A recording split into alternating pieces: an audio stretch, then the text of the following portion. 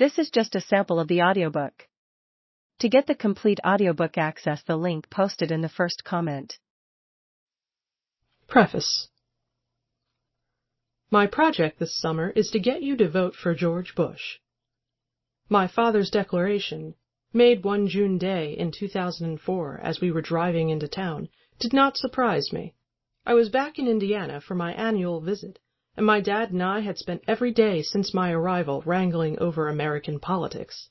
The war in Iraq, the marriage equality referenda, the impending election.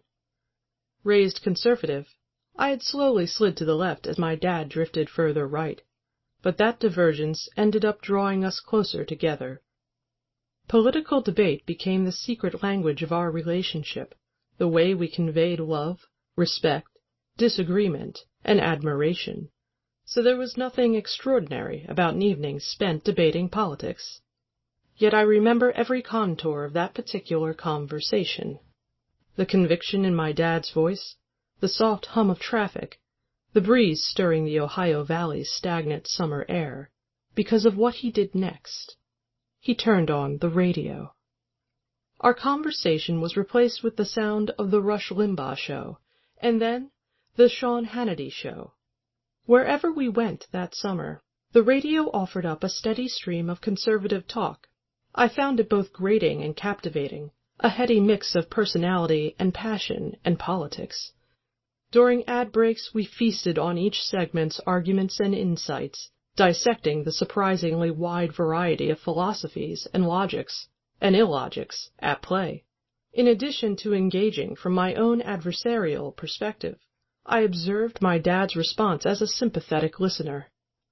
He absorbed some arguments, rejected others, and refashioned still others to fit with his life experiences. This dynamic interplay confounded the common stereotype of talk radio listeners as sponges soaking up the host's message. It was compelling stuff, and while it didn't change my vote, it did change my life, and led to the book you're reading now. Some months later, while skimming through the back issues of The Nation magazine, I spotted an article called Hate Clubs of the Air. It began, "Right-wing fanatics, casting doubt on the loyalty of every president of the United States since Herbert Hoover, are pounding the American people this presidential election year with an unprecedented flood of radio and television propaganda." The article's existence refuted everything I thought I knew about conservative media. The long-accepted narrative said that the modern conservative movement started with intellectuals in the 1950s, took root in organizations in the 1960s and 1970s, and won political influence in the 1980s. Only then did a powerful and influential conservative media apparatus emerge, first in talk radio, and then in cable news. Yet here was a liberal journalist disparaging right-wing radio and television in 1964. I had to find out more. With this discovery, I made my way into the archives. There I uncovered a network of activism far broader and far more influential than I had expected. Beginning in the late 1940s and 1950s, activists working in media emerged as leaders of the conservative movement.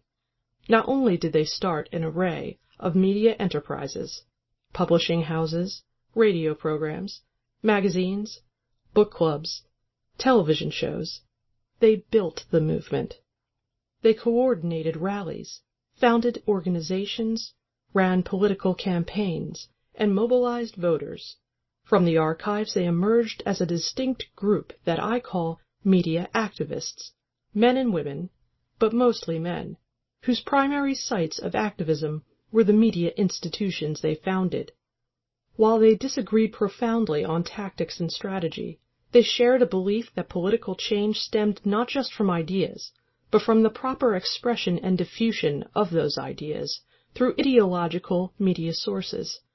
Unlike fellow conservatives who worked for mainstream periodicals and broadcasters, these media activists believed independence was vital to their work, that they needed to develop their own publishing houses, their own radio programs, their own magazines if they were going to truly change American politics.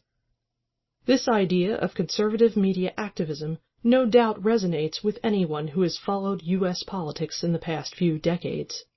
Americans are accustomed to thinking of right-wing media as integral to contemporary conservatism.